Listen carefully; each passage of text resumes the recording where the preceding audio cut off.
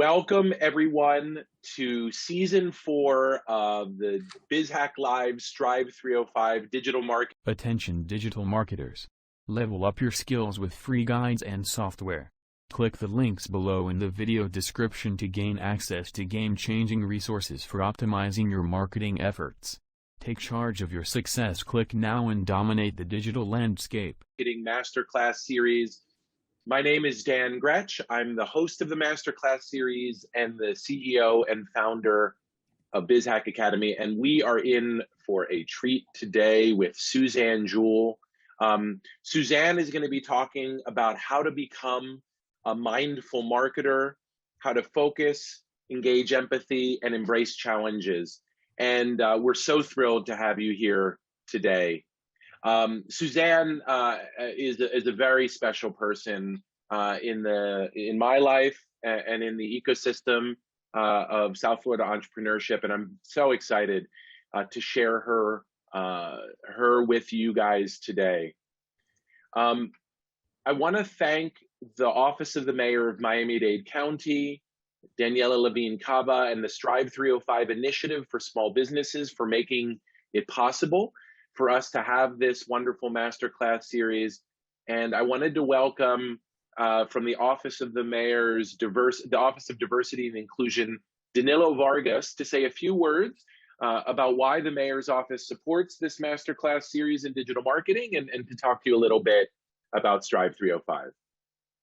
Yes, thank you so much, Dan. And it's so great to be with you, Suzanne, Tiffany. It's a pleasure. I always look forward to these classes. They have been amazing. I always learn something. I've been in marketing for 20 plus years, and I still learn tons from these classes.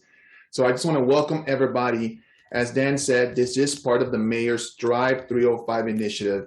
The Mayor has been very clear from day one, and I've been working with her for more than 4 or 5 years. I was her manager of her Accelerate South Dade Small Business Incubator that she formed when she was a commissioner in District 8. And now as mayor, she wants to take a lot of those things that we did at Accelerate South Dade in Cutler Bay countywide. And Strive 305 is a program that seeks to fill many of the gaps and challenges that small business owners face. And one of those is marketing. And the reason I'm so excited always to be in these classes is that I believe the key to success is in your marketing, that you have a great opportunity to build value for yourself and for your customers by becoming a more masterful marketer. And so these classes are so exciting because every single time I'm on here, I learn techniques and strategies that can literally create more connections with customers that can actually buy the services and goods that you provide. So this is part of the Mayor's plan to make it easier than ever in Miami-Dade County to start and grow a business. I'm ready with my notes, Dan, to take a bunch of notes from Suzanne. Mindfulness is a great topic, and I'm just really curious to see what we learned today. So thank you all so much for being a part of this.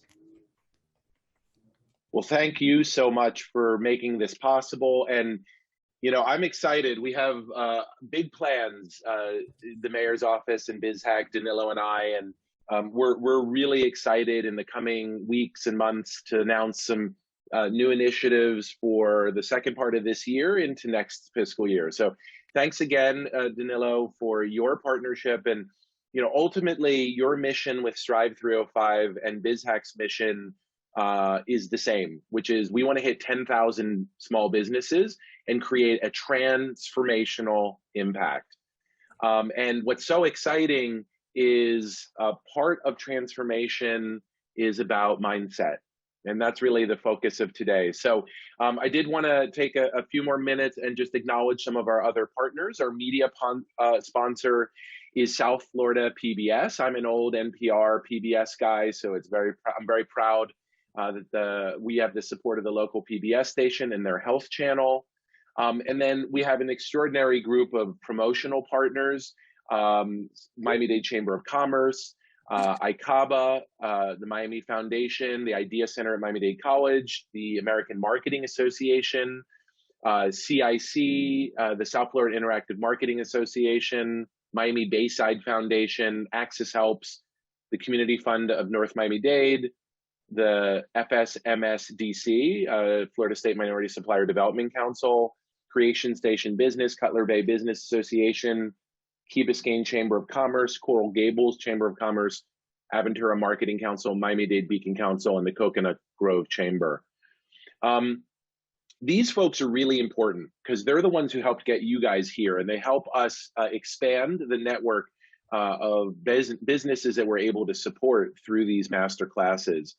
And if you are a part of a chamber or a part of a business support organization that you think could benefit from being our promotional partner and would love to see your logo on here, you can reach out to info@bizhack.com, and we're happy to chat with you about that.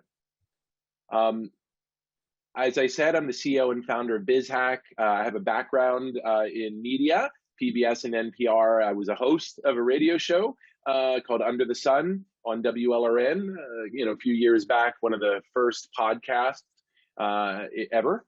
And now I am the head of BizHack Academy. I am myself a small business owner and entrepreneur, and I'm very honored to be a student in these master classes. We actually have 5 master classes in season 4. It's the largest master class grouping we've ever had. Suzanne is master class number 4. 1 week from today, we're going to have Dave Bricker to talk about storytelling, and I hope you guys come for that.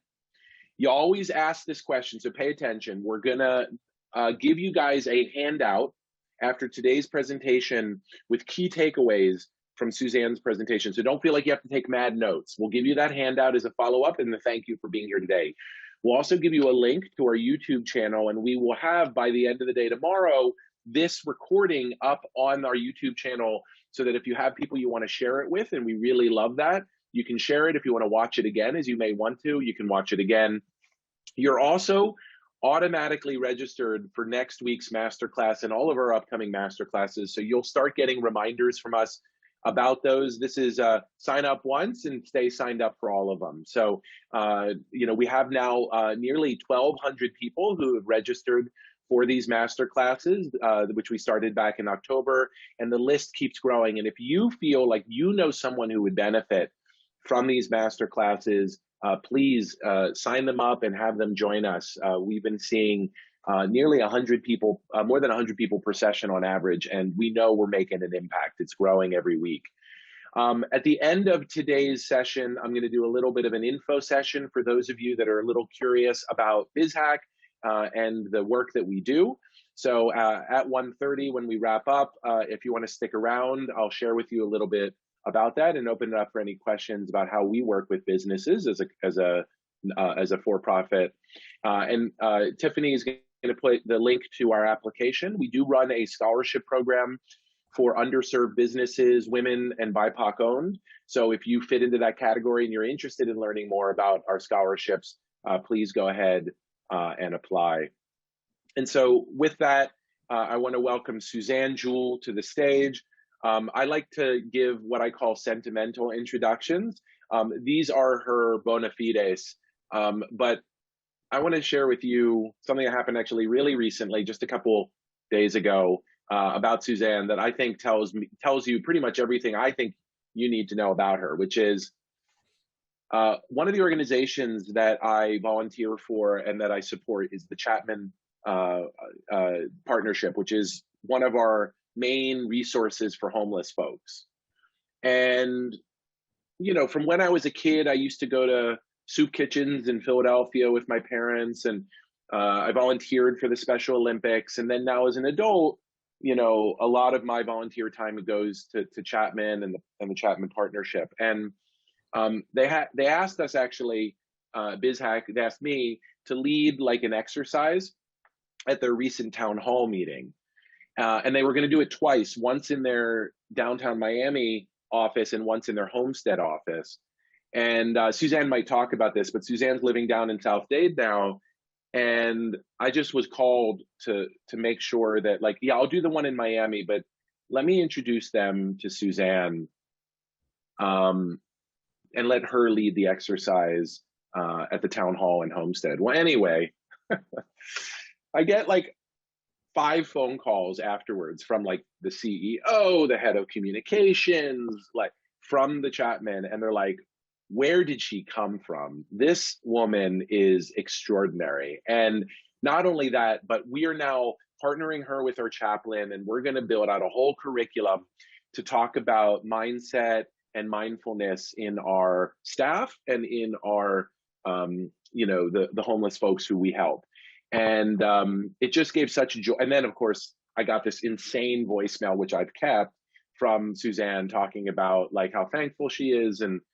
And Suzanne is just someone who has had a lot of personal adversity in her life, who has been at the highest levels of corporate America, who has, in this sort of next chapter of her life, found her truest calling that integrates what she learned at the highest levels of corporate America with what she had to learn in order to cope with some significant health issues.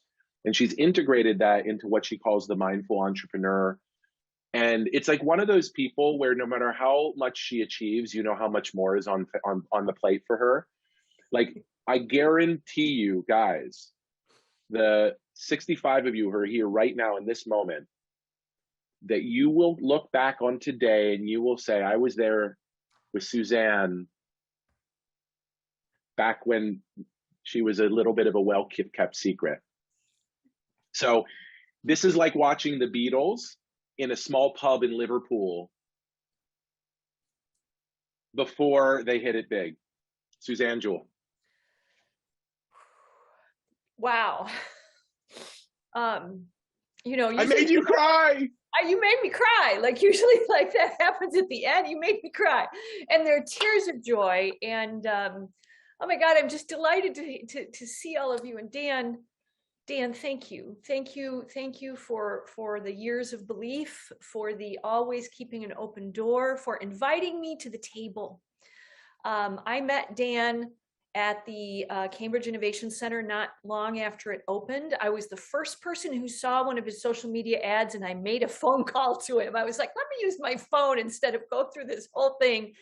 And we met, and I said, Dan, here's where I need help. And I shared with him that I had done the global TV world that I was in. I moved here 26 years ago.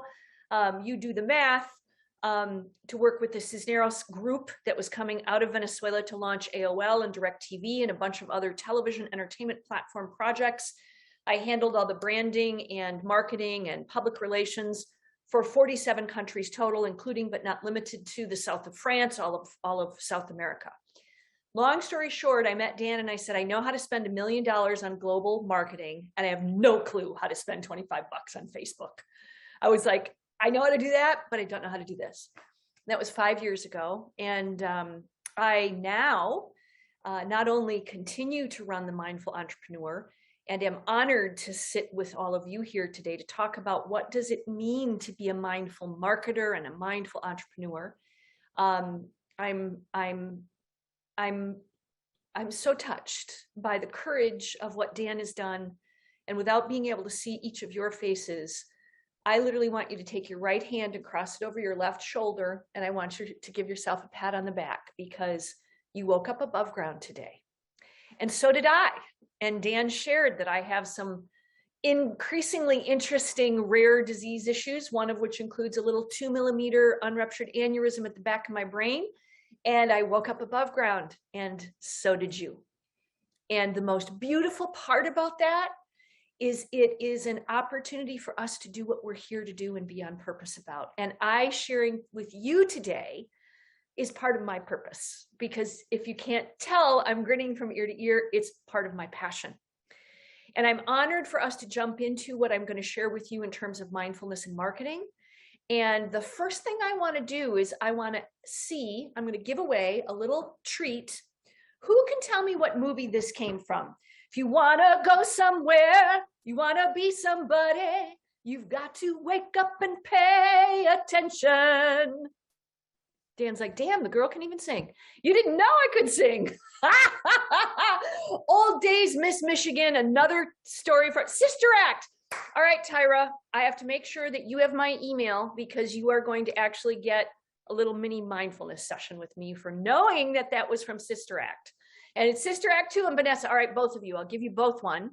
And the reason it's important is because as we move into what we're going to talk about today, whether it's you building inner self-awareness or you actually building awareness about what's going on in your environment, that includes your market, that includes your customer, and mindfulness could not be a better way to help you wake up and pay attention.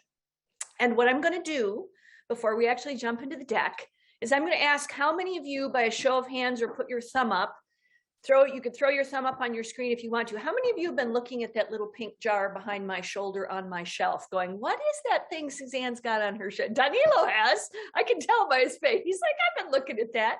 Tiffany already knows.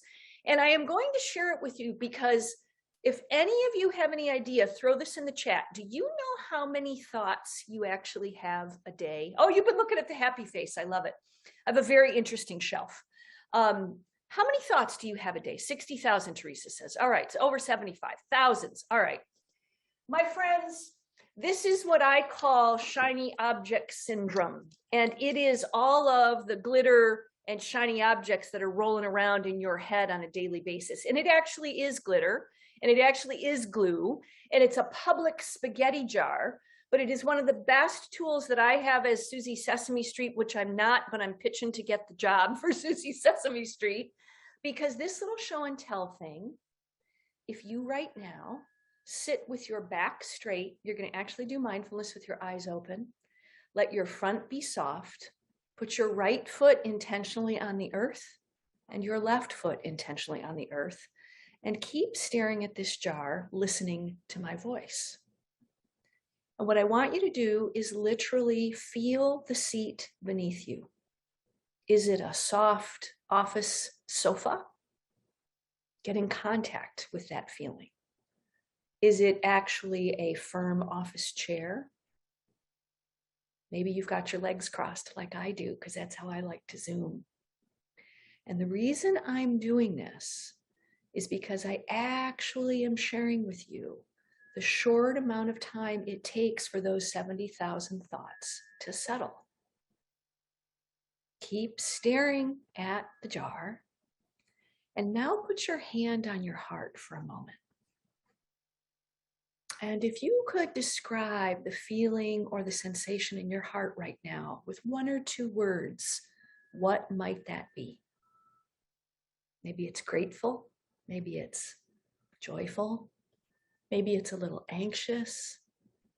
Whatever it might be, just check in. Check in for a moment. Arrive here for a moment.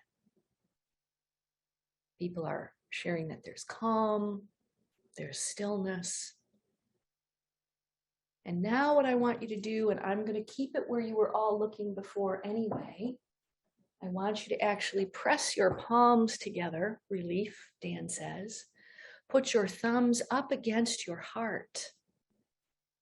And I want you to bow your head for a moment. When was the last time you got out of your head and paid attention to your heart? And now bring those hands together in front of you and rub them together to get some energy back into this moment. Put your right hand on your right cheek, your left hand on your left cheek, and welcome back to this moment without even going anywhere, without even closing your eyes. And look, my friends, what has happened to your monkey mind and the 70,000 thoughts that have been rolling around inside of your head. And if I could take a picture of all of your faces, because you can see Tiffany and Danilo and Dan and I, we all look like we just got Botox. And do you know how long that was? 3 minutes. It was only 3 minutes. So what I'm going to be teaching you about learning how to gather your attention, that pay attention, if you want to go somewhere, you want to be somebody, you better wake up and pay attention, is because this matters for your business. Knowing what your mission is and knowing how to be able to make sure you're not caught by all those shiny objects, because those shiny objects, my friends, on this wheel of attention actually are on the outside and constantly trying to pull you away from your focus, constantly trying to get you to pay attention maybe to another project, or maybe to partnering with someone, or maybe to expanding your mission. If you're in a nonprofit, that's called mission creep. If you're focusing on your mind, it's called being distracted. So we're talking about that and how it matters to your mission and what it is that you're trying to do in your business, very importantly. And we're going to jump in now. I'm going to share. Give me some thumbs up, guys, if you can actually see my screen here. And we're going to, awesome, jump into our presentation mode. And we're going to talk today about why modern attention training is key to your success. And one of the things that has actually been shared, and Dan posted it if you saw the emails about this, that the CEO of Microsoft has actually said in 5 years, one of the most valuable skills that you will possess, whether you're an entrepreneur or an employee, is your capacity to pay attention. We're losing it. We don't live in an attention economy. We live in a distraction economy. And when you actually move on that wheel from being focused on your mission, focused on your email, focused on making a partnership, and you start to let yourself get distracted like those shiny objects in the jar that I showed you, you actually are paying attention and no one's paying you for it. You are becoming part of the distraction economy. I'm going to invite you, if you're able to, encourage you to literally put your phones down for this and to literally turn off your notifications. And it's an important thing to do because you're actually going to offer yourself the gift of your own attention. And today you're going to learn about the Mindful Entrepreneur Mindset, the ABCDs of mindfulness, which is your attention and your breath to help you calm that distraction, why modern attention training matters, and the mindful formula of how to focus, follow through, and finish. Because focus is the first step. Staying with it so that you follow through and then that you actually wrap is the discipline and the practice. Here's the first question that we're going to each invite ourselves to ask. Did you know that of the 24 hours that you have in a day, which is 1,440 minutes, so write down those numbers if you don't know them, because I'm about to ask you to subtract from 24 hours how many hours you sleep, figure it out by the minutes. So 24 hours, if I sleep 8 hours, that leaves me 16 hours left. 24 hours minus 6 hours, that leaves me 18 hours left. 47% of the time that you are not horizontal, but vertical, you are actually not in the same geographic location that your body is. 47% of the time you're vertical and awake, your head is in the argument from last night or the dirty dishes or the bed that you didn't make. And that creates a certain sense of pull and sometimes depression. Or your head is in the grocery list you need to do, or the presentation you need to do, or the client you need to talk to when you're done paying attention to us here today, and you start to ruminate, and that creates anxiety. So by not staying in the moment, by not staying present where your body geographically is, not only are you not productive, you have a wandering mind. And a wandering mind comes at a very high cost. A wandering mind is an unhappy mind. Contrast it with this. How many of you, because like me, I think you can probably tell, I love doing this. I absolutely adore this. When I'm in the jam of getting ready to work with Dan and do some of these fun things like we did at Chapman, something happens for me where I'm uber focused. I'm in the center of that wheel. All of those thoughts are calm. And by the way, look at how beautiful your mind looks. And this is where the creativity and the productivity lives. And what occurs for me is the right email pops in, or the right image for me creating a Canva deck, or the right idea. And all of a sudden I'm in flow because I'm focused. And when I'm in flow, I'm flourishing. And when I'm in flow and I'm flourishing, I'm happy because my mind isn't wandering. And so it is literally your capacity to pay attention in terms of your own well-being as a solo business entrepreneur, as a multiple serial entrepreneur, as a CMO, or like me, I'm now a chief experience officer for one of my clients, the Patch of Heaven Sanctuary.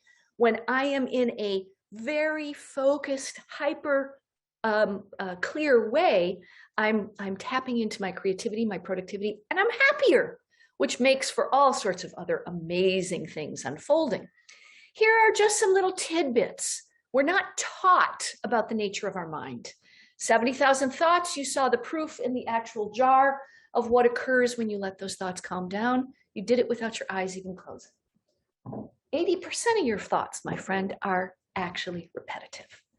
80% of what you are thinking in that 47% of the time that you are awake and vertical is actually not productive because it's repetitive. And then 90% of those are actually negative.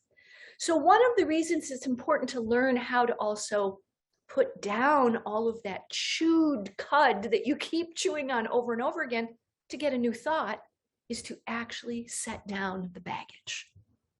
And what we're going to do before we move to the next slide is we're going to actually practice a little moment that's called unpack the backpack. I want you to sit with a dignified seat, a strong back, and a soft front. Let your back stack like coins. Intentionally put your right foot on the earth and feel it touch the ground. Put your left foot on the earth and feel it touch the ground. And if it's available to you, let your eyes close. And if not, simply let your gaze fall to a 45-degree angle and let your gaze just soften for a moment.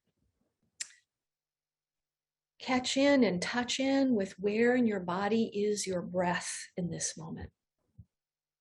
Is my breath high up in my nostrils? Maybe it's down in my belly. Sometimes putting your open hand on your belly, letting your thumb touch your belly button and actually cupping your lower belly is a great way to just get in touch. Where am I breathing right now? This is important, friends, because you breathe 22,000 times a day and you probably never stop to touch your breath. And you already got the benefits of doing so because it calmed your mind. And intentionally, again, I want you to turn toward an imaginary backpack if it were on your back right now. I want you to imagine if you were walking toward the edge of a lake. You can see a dock off in the distance going toward the sunrise or the sunset. And in your backpack, you're going to silently name to yourself 3 prominent things you are carrying. Maybe it's anxiety because it's tax season and you either have to file or you have to do the work to help people file. Maybe you've got a pitch that you need to present. Silently name to yourself anxiety, overwhelm, name it. Naming it helps us begin to tame it. And now in this short practice, imagine yourself continuing on that shore, walking toward that dock, sensing your breath becoming gentle, and move toward the end of that dock with the backpack of whatever you're carrying. Walk out on top of the water, looking down into the clear pool, glassy, maybe icy blue color. Maybe it's like the Crystal Springs up in Florida. Maybe it's like a cenote down in Mexico. Get to the edge of the dock. Sit down. Let your legs dangle a moment. Put the backpack down next to you and pull out of the backpack the most prominent difficulty you are having right now. Overwhelm, expectation, anything that's happening for you. Fear, concern about your health or a loved one's health. Give it space and let it sit next to you for a moment. And be aware in your body you feel this. Is it a tight throat? Does your palms start to clench up into a fist? Do your shoulders rise when you think about it? Just touch into it for a moment. And now take your attention away from it and look out across this body of water where you are seated on a dock and see the bigger view. See the big sky. Imagine that if you actually had next to you a glass of water and a spoon of salt, by putting that spoon of salt in that glass of water, you would make salty water. But don't put the salt there. Pour the spoon of salt into the body of water beneath you and let it dissipate. when you bring your trouble to a large enough space, your worry, your anxiety, or your overwhelm can dissipate. Open your eyes now and gently decide to get back up on your feet in this practice. Stand above, no longer seated in equal partnership with the concern or the anxiety or the overwhelm, but standing above in this spacious place of the big sky and the big water. And decide to turn around and walk away from the backpack. Leave behind the prominent emotion, the anxiety or the overwhelm. Have that feeling of nothing no longer being carried on your shoulders, and keep walking. Walk all the way to the shore. Make your way to the shore and stand one more time, turning back to what you had carried, leaving it behind. And now open your eyes for real if you have not already. Shake your hands a little bit, get into the room a little bit, get a little bit of movement into your body a little bit, roll your shoulders a little bit, maybe raise your arms. Welcome back, my friends. That is one of the ways you use mindfulness to put down what you're carrying. And what we're going to talk about is how the fact that learning how to do what we just did, and in a matter of moments, you did it in a very short window of time, you were able to gain calm. You were able to connect with what was going on inside of you, but you were able to walk away from what it is that no longer serves you and reduce your stress. In front of you, and I'm not going to read every part because you're all extremely smart and you're all very good at blowing through these things extremely quickly. And you also just had a first-hand lived direct experience. But the mindfulness and attention training that you just got a taste of is extremely important to what you do as a company, as an entrepreneur, or your employees, for all of the reasons of reducing stress and gaining mental clarity. And because we need to learn how to stay present and not be absent. That is the challenge of our times. I would love it if you would, when you look at this image on the left, what does that dark blob of a brain with a lock in it signify to you? And throw those answers in the chat. Shifting a moment to get your mind in gear. What does that look like? Who sees in that kind of blob of darkness, closed-mindedness, closed-minded, locked potential, locked in our own thoughts? So many thoughts, you're stuck. Brain freeze. Oh my God, I love that, brain freeze. And what about on the right side, the green with the growing plant? What comes to mind when you see this? What's there? Open, growth, zen, growing. You are awareness, clarity, ease, negative versus positive. This is brilliant. You, my friends, are looking at the difference between a fixed mindset, which is locked, and a growth mindset. Tyra, ding, ding, ding, ding, ding. You got another one. You nailed it. That's what it is we're looking at. And my friends, this is why your potential as an entrepreneur, as a leader, as someone who's guiding your own personal growth and guiding the professional growth of others, need to understand the nature of your mind and what this does when you are actually engaging in this. Take a moment and look at yourself. Don't necessarily share here, but be honest. Do I sometimes understand failure as a limit? That's the second to bottom one on the left. Do I sometimes give up easily? Tell yourself the truth. And if needed, put your hand on your heart, because that's always a great way to work through something that feels a little tough. And then lean into the growth mindset and look at this and say to yourself, you know, I actually do focus on the process in the middle there instead of the end result. And Kirk said something about Buddhist principles, and this would be non-attachment. Do the work and sow the seed and plant the plant, but don't be attached to the outcome. Knowing that by planting seeds, you are actually building something that will eventually have good fruit. What I'm sharing in front of you now is, something extremely important to learn about when you're looking at the issue of how do you take these principles and put them into marketing. And I don't know if any of you, by a show of hands, have ever engaged in human-centered design. But one of the most important things about human-centered design, when you're building your business proposition, what is my proof of concept? What am I actually trying to create as a minimum viable product? What pain point or problem am I actually solving? And what am I looking at in terms of being able to connect with my customer?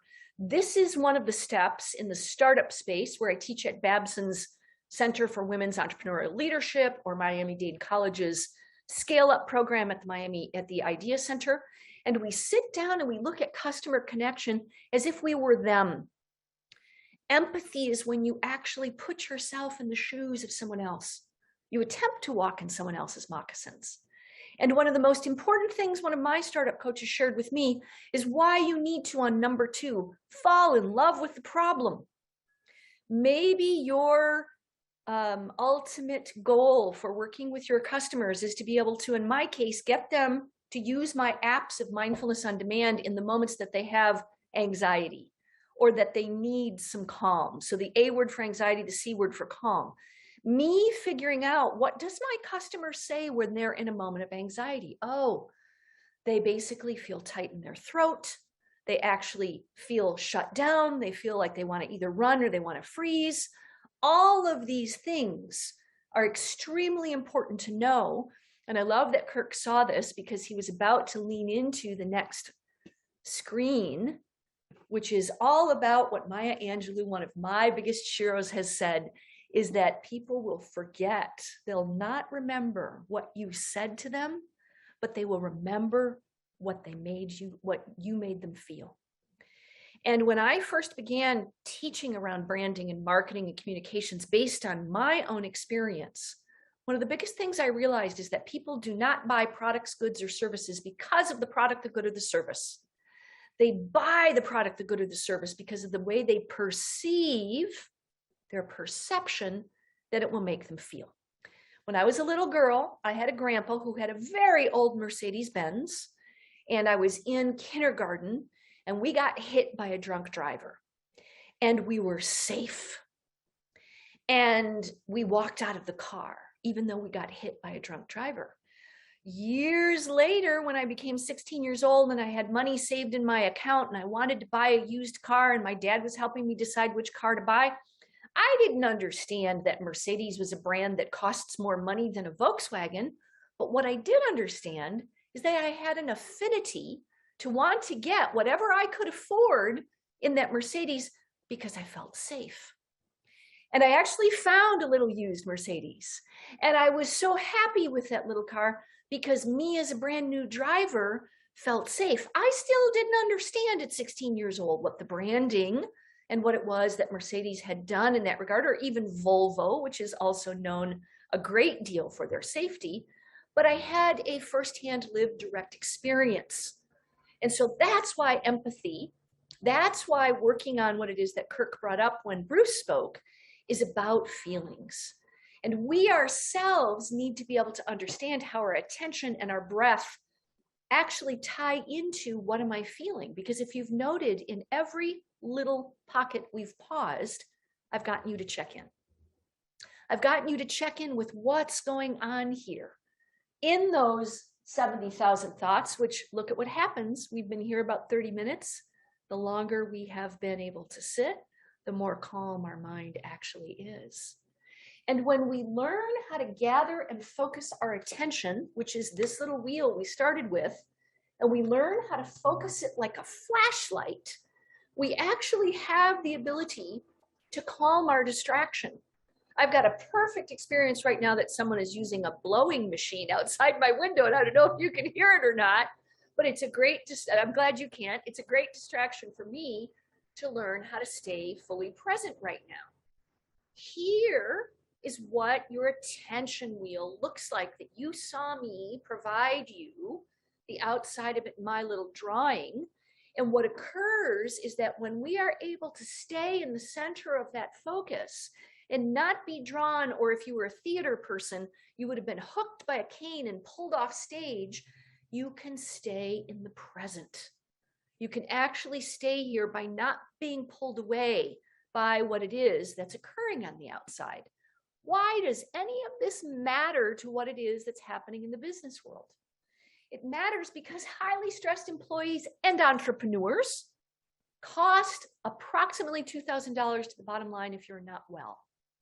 Or like me, one of the other interesting health experiences I had was I burned out. I was living the life of an entrepreneur living in Miami. I was working with the Gates Foundation in Africa, traveling to Ethiopia, and my mom was dying of cancer in Michigan.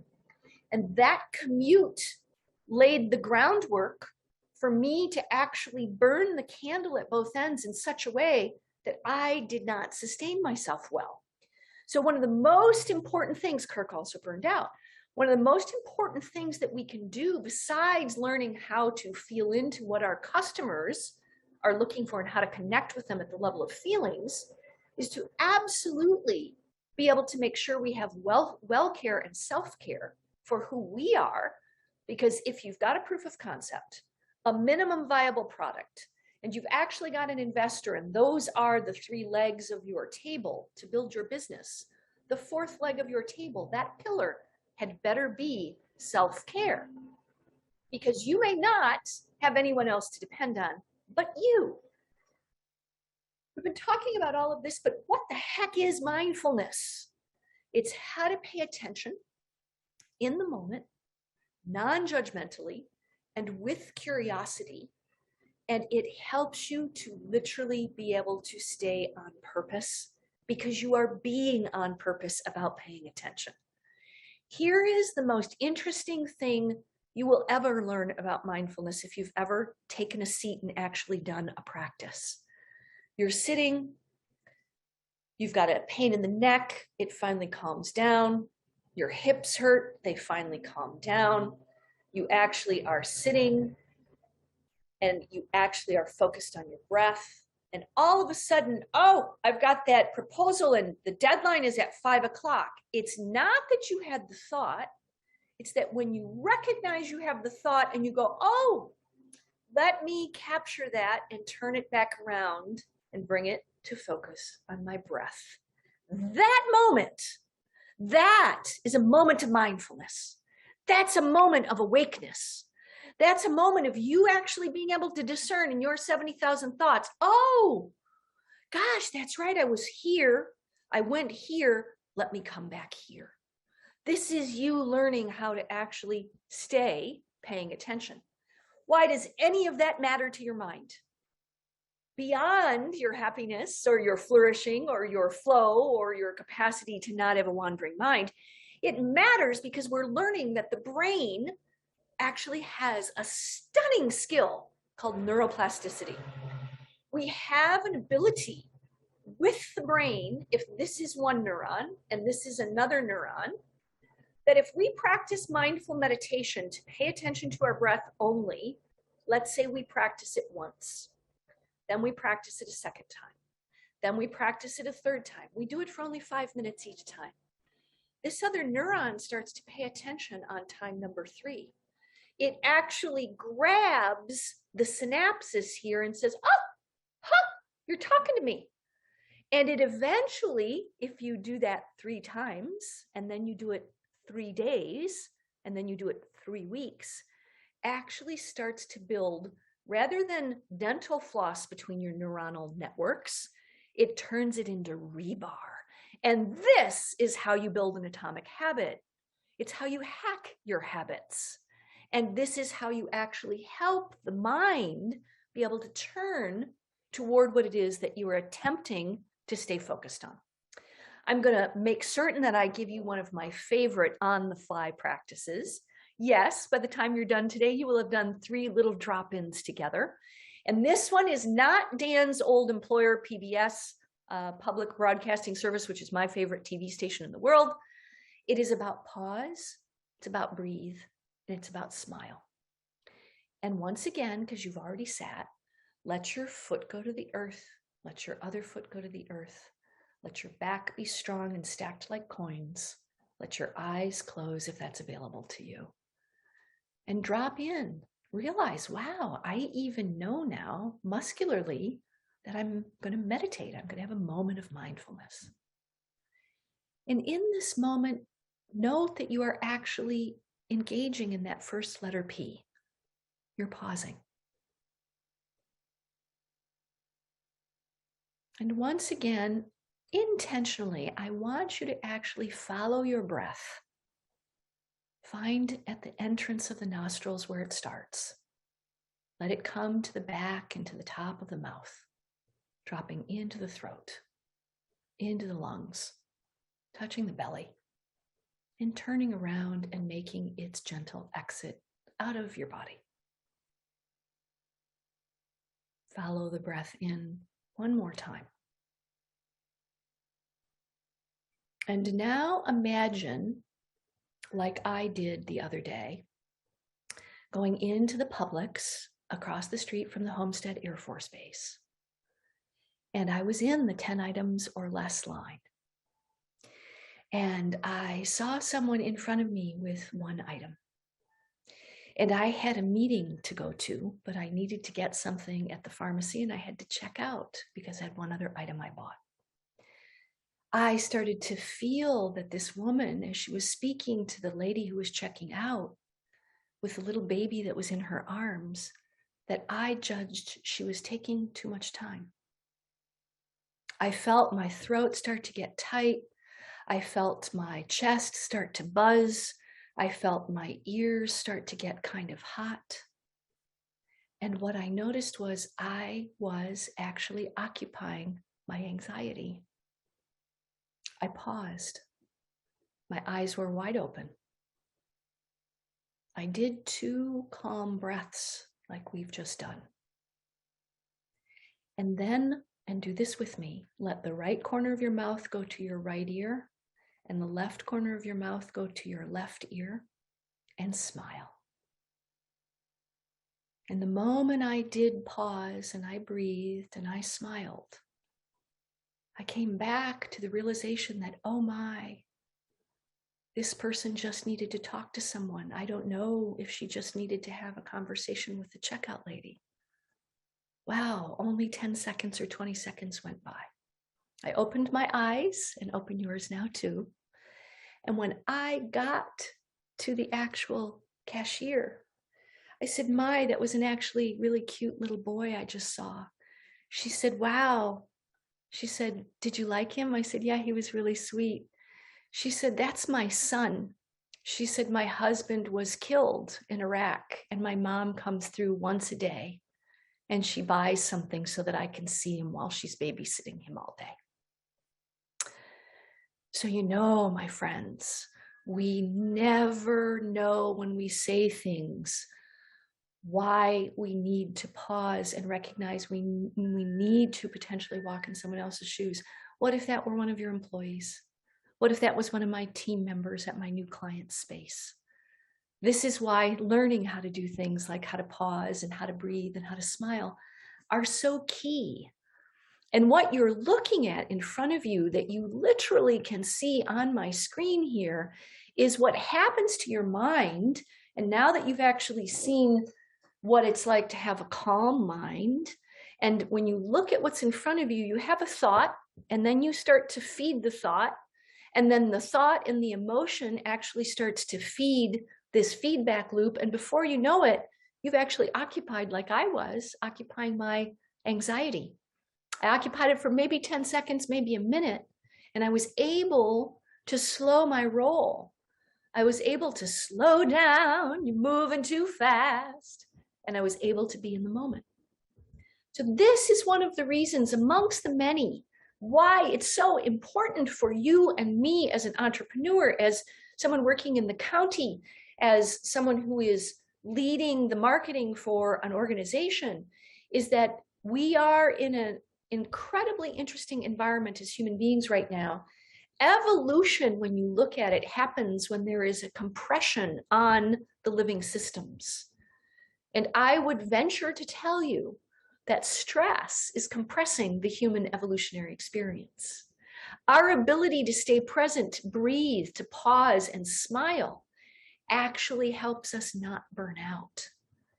And so one of the things that I want to be certain that I leave you with today is it's extremely, extremely important for your own well-being, for your ability to actually stay on mission. Remember, your mission is at the center. Remember being able to connect through emotions, through an empathetic capacity to speak to your customers, to understand what they're feeling. All of these add up to why being a mindful practitioner, why actually incorporating that into your marketing, and why actually understanding your mindset matter. I wanted to do this with a little window of time because I know that often when I've done this with Dan before, we haven't left much time open. And there aren't too many times people get to actually speak to a bona fide marketing or mindfulness teacher. And so I'm going to open up the floor. So start thinking about those thoughts while I share with you. And I'm just going to give you a quick overview of where I'm at now, because if you're interested in engaging any further, Dan insinuated that I had moved down to South Miami. I recently began working with a 20-acre forest and nature sanctuary called Patch of Heaven. We are located in the Redlands. And my role there is the three things I love most in life: marketing and mindfulness and motivation. And what we have done is we have restored an old growth Florida forest. We care for bees and trees, birds, bats, butterflies, buildings that are historic like the Matheson summer home that's on our grounds. And we care for beings.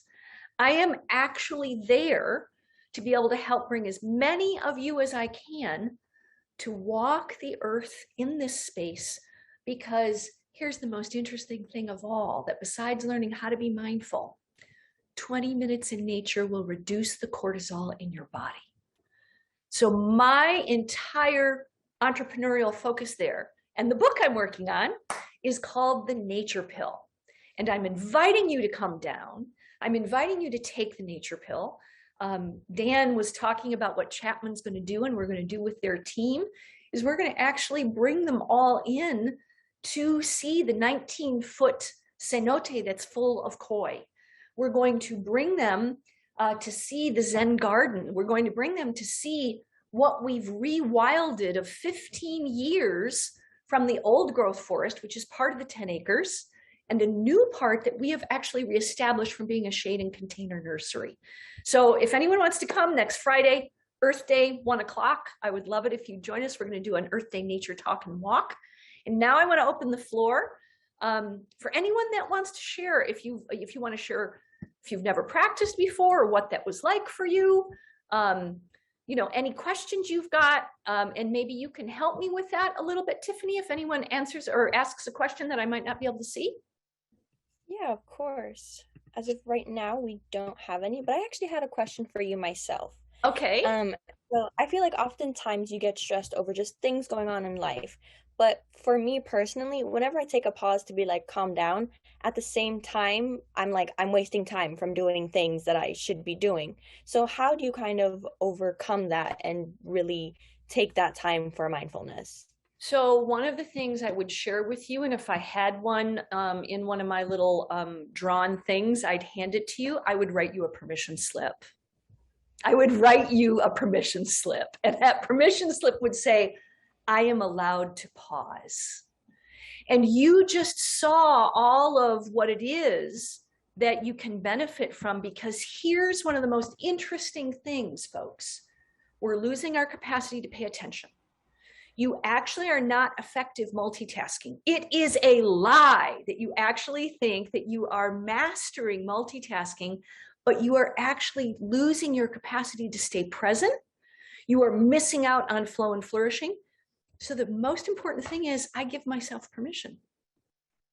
And if you noted today, our teeny tiny little pauses, our first one was 1.5 minutes. Our second one was a little longer, maybe 4 minutes, about 3.5 or 4. It doesn't take that much. Here's what it does take though. And anyone here who's a meditator, raise your hand or share this. Once you actually taste that sensation of the settling, because this is spaciousness, friends. This is what happens when you actually let yourself pause. This is a much clearer space to function from for clarity, creativity, and productivity. This is what most of us are running around doing though.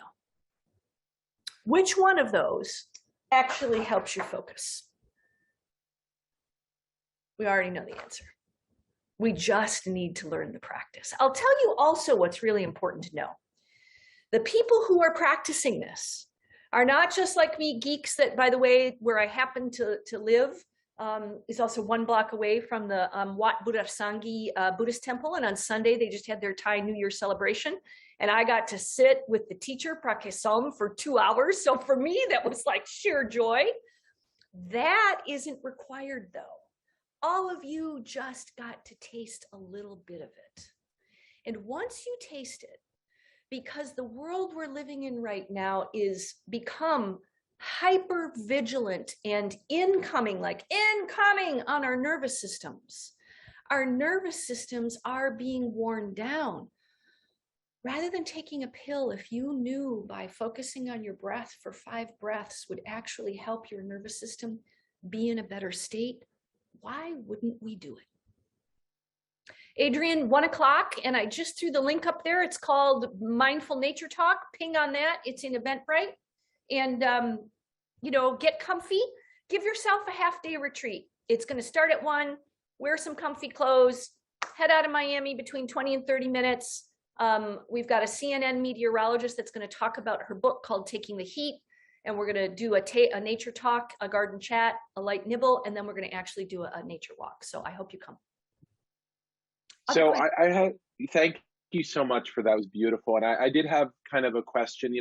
We talk about mindful marketing, and this is a digital marketing series. And a lot of what we've talked about is really, I think, how as the owner of a business, as an employee at a business, as the representative of a brand, like how to be at your best self. Yes. And how to kind of express the essential qualities, the core values, the core mission of that brand. We talk about this in the lead building system as the foundation.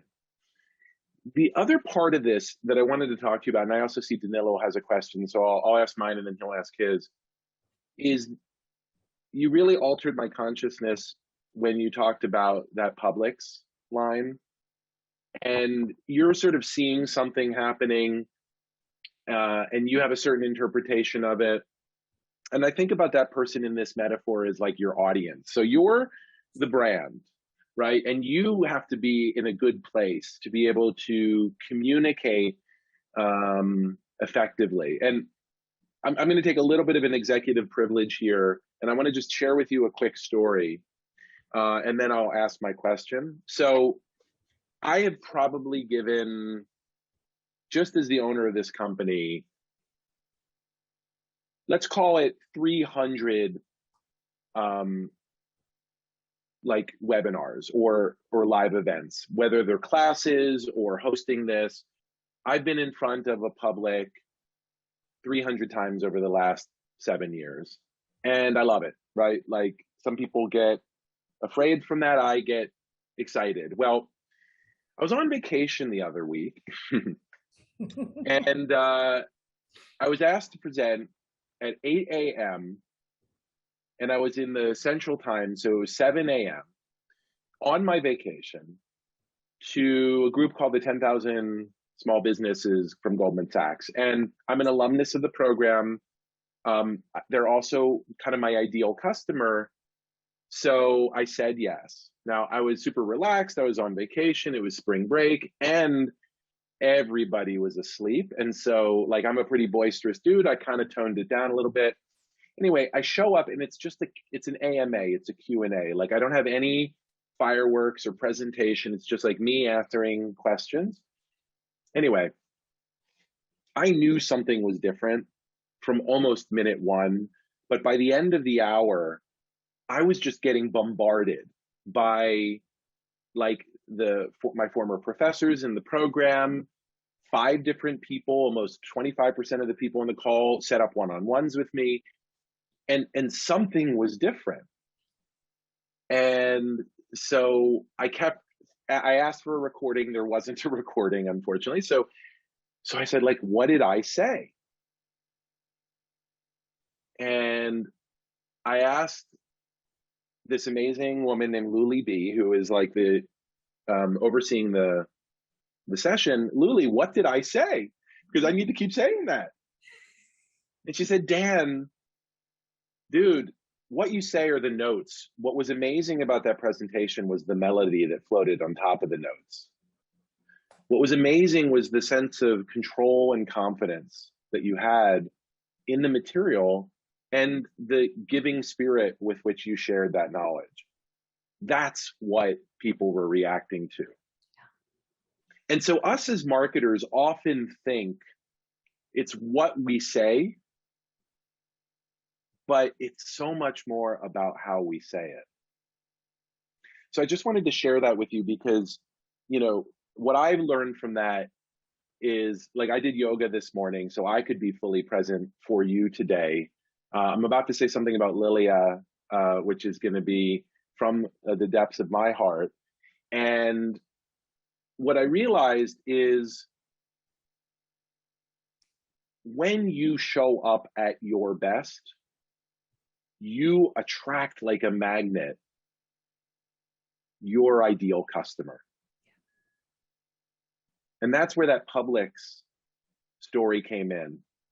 How devastated you would have felt if you had bugged them and realized later that that was her son that she was pausing over. So Dan, I would share with you something really important, and I know you want to say this about Lilia. Here's what you're reflecting. You were present.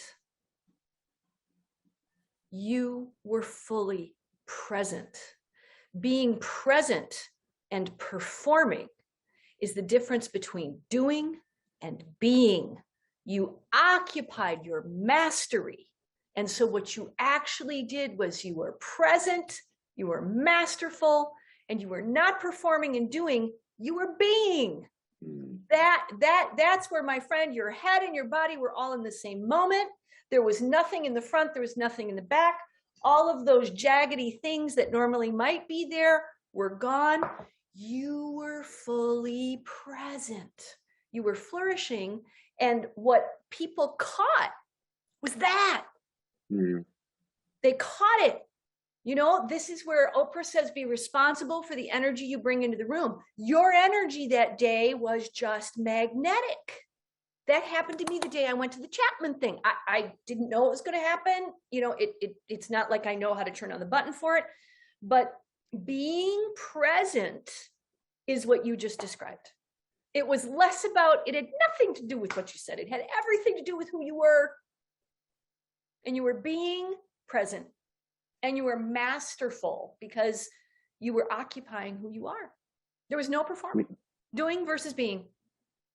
And you know, it's interesting. It goes back to Tiffany's question. And I did want to give Danilo the chance. We can go a few minutes long if you can. And then I'll say my thing about Lilia. But, you know, Tiff, sometimes if you take that time to be, you find shortcuts.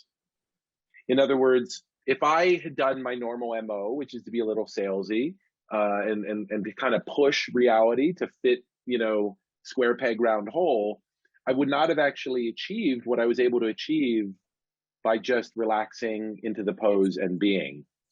And so I think what part of the lesson, and trust me, I need to relearn this lesson every day. I'm not a guru, but I've come to recognize that having a good night's sleep, taking time to meditate, like, you're more efficient and effective in your work and things get done faster. And so though you're actually like grinding less, you're accomplishing more. Yeah. Danilo. I want to say I've never been in a Zoom session or a webinar like that, Suzanne. It was a real gift. Thank you so much. And I want to say, I'm a marketer and I've been an entrepreneur, and I've had those days where I wasn't sure how I was going to pay the rent. And because you're stressing over the things you have to do, the pressure is constantly.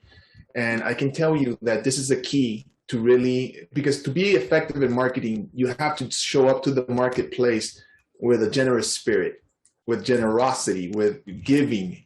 And it's hard to occupy that space when we are just flooded with all this cortisol and stressors, and having this practice of pausing, the way you broke it down to us, you transported us to that space that we can occupy anytime we feel besieged by these types of worries that, you know, as human beings, let's be honest, we're all at some point plagued by. I think that's gold. And I just want to thank you from the heart. That was a really amazing and powerful session. Thank you, Dan. I'm honored. Thank you. Thank you, Danilo. I'm just honored. Thank you. Thank you for sharing your reflection. That was beautiful. Thank you. So we are coming at the end of time. And so Kirk and we got some great questions from Kirk Jimenez that I encourage him to ask you personally, because he had some really thoughtful answers there.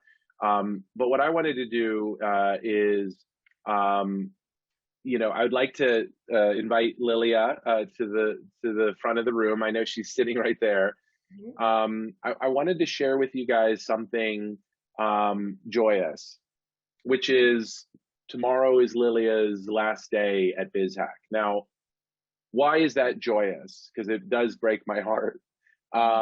She's been with me for 3 years. She's been with me during the depths of COVID when I wasn't sure what the hell I was doing or whether we would survive. I remember the days that she conceived of BizHack Live. And I remember asking her the Friday before we did our first session, are you sure about this? Like, this is going to be a lot of work. And I remember she paused because, like, look, I'm your classic visionary leader who gives too much work. And they even have a name for it in BizHack. They call it Dan Bushing. So a Dan Bush is when, like, Dan comes up with another smart idea. So here was Lilia coming up with a really smart idea. And it was sort of like, are you sure? Right? Because you tell me I Dan Bush you all the time. Are you Dan Bushing yourself? We also have a safe word at BizHack called eggplant, which we use whenever, like, something's getting awry. So, like, I'm calling eggplant. Are you sure you want to do this? And she's like, no, people need us. Like, what we know and what people need right now, this was like April, you know, during COVID. People need this. And we have the network of instructors, we have the knowledge, and we need to share it. And we need to share it generously. And, you know, I was weeks away from becoming insolvent. Like, the business was really struggling. We were an in-person training company before COVID when we launched the BizHack Live series. Anyway, we gave and we gave generously. And Lilia was the heart and the soul of that effort. And she organized the sessions such that I basically just showed up, and everything was set. And I think we did 60 BizHack Lives, won 3 national awards, got the attention of the mayor's office, created this masterclass series. We're now getting large grants from government organizations to do more kind of work like this. Enrollment was never higher than during that year we ran those weekly sessions. And the expressions of love and loyalty that we've gotten from that effort have been heartwarming, and frankly, probably kept Lilia in this role far longer than she wanted to, because she loves us and she loves the role, but she also has her own aspirations. So Lilia on Monday is going to start as an account manager at the top PR firm in South Florida, RBB Communications. I personally met with the CEO and I said, you'd be insane not to hire her. I'm heartbroken to let her go, but you have to let a caged bird fly. And so I just wanted to publicly acknowledge you, Lilia. We have recruited the most extraordinary young woman in Tiffany Laura, who will carry on the legacy. Recent FIU graduate, you know, we're thrilled to have you a part of the team. These are big shoes to fill. And I wanted to give you the last word, Lilia. I know this is a bittersweet moment for you. You know, she said, Lilia's kind of, we joke that she's like a duck, in that she's like calm, cool, and collected, and her feet are going crazy underneath the water. And you can tell that, like, she is so fabulous as the co-host, if you will, of these events and welcoming you in to our home here at BizHack Live. But, you know, her feet are moving. And she said to us the other day at the end of a meeting, "I love you guys." And I was like, wait a second, what did you just, because that's not Lilia. Like, I'm the guy who says, "I love you." Lilia is like the duck who's like calm, cool, and collected. And so we love you too, Lilia. We appreciate you. We honor you. We acknowledge you. You know, this is your baby and we will take care of it for you. And so I wanted to give you a minute just to reflect on the past 3 crazy years together and what's coming next. Thank you, Dan. You always said like, I at some point I'm gonna make you cry, and I think this is that day. You made Suzanne and I cried in the same session, so that doesn't happen every day. So yeah, I mean, thank you, and I'm very honored and blessed and grateful to be able to be part of this team and this amazing initiative that we started in 2020 when COVID was hitting us, and we were like, what are we gonna be doing?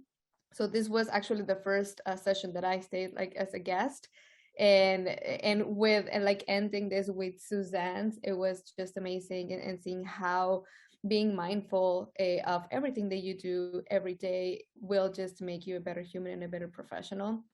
And I think that I have grown tremendously, personal and professionally, with the team. With Dan, at the beginning it was only the 2 of us, and then we have a whole team in charge of everything. And this initiative specifically is one of the babies that we created, and that has won awards, and we are looking for the year.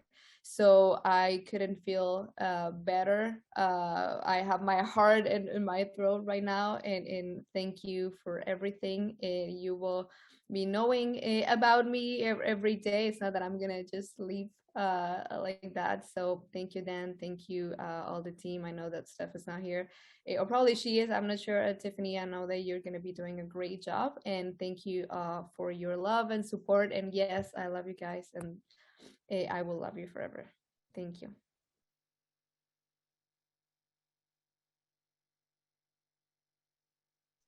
Well, goodness, Tiffany, you have some big shoes to fill.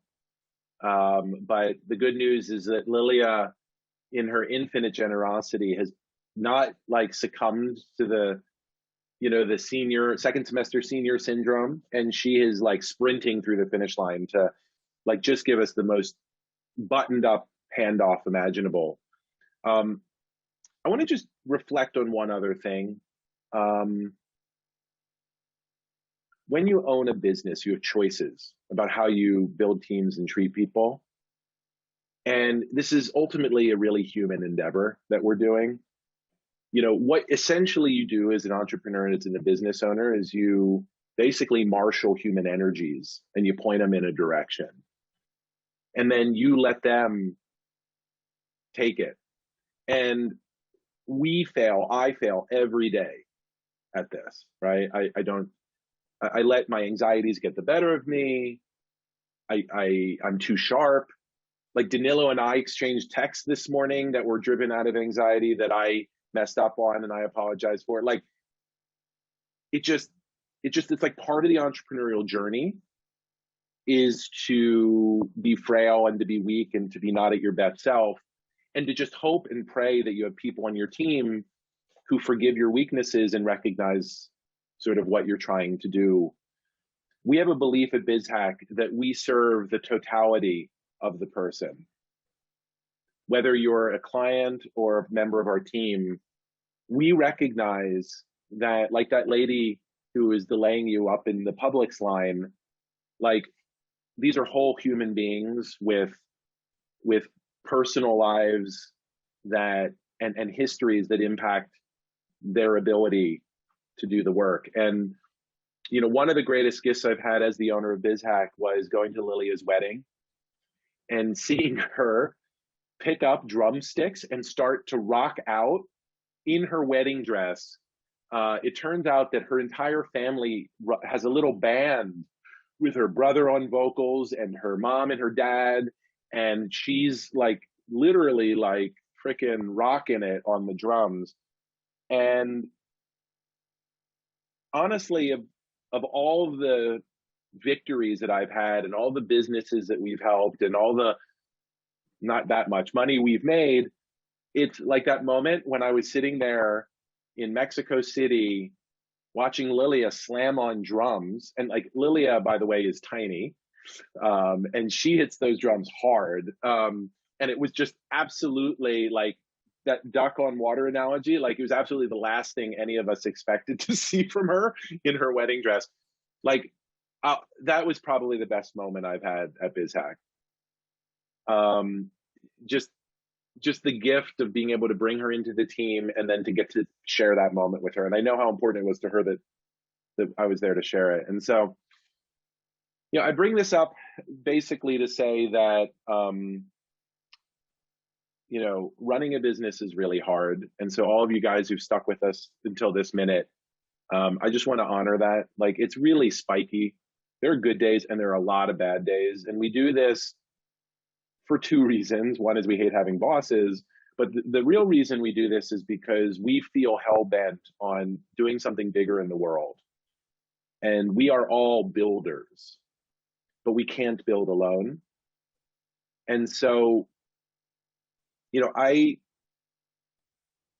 just want to say thank you, Lilia, for helping me build BizHack to where it is today.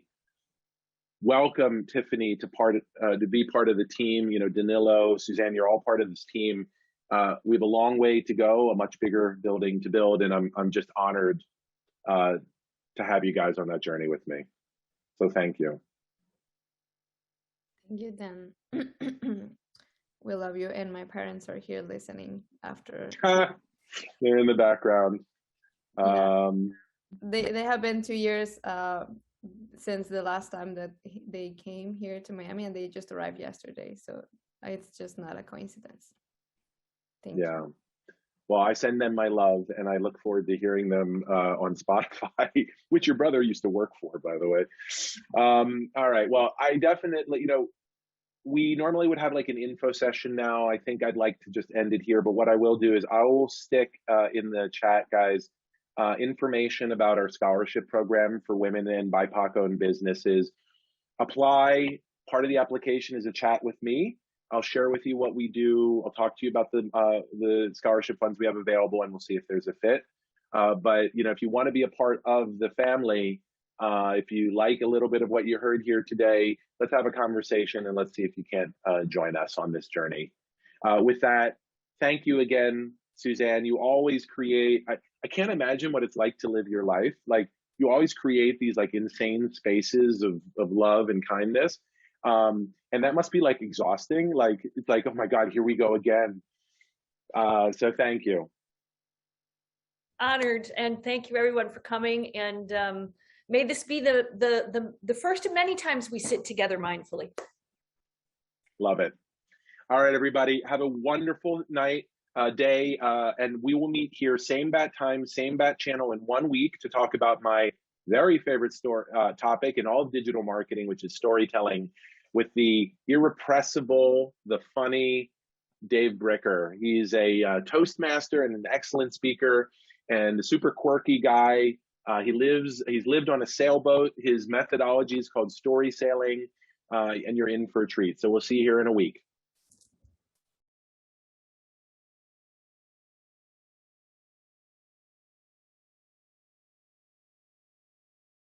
Attention digital marketers.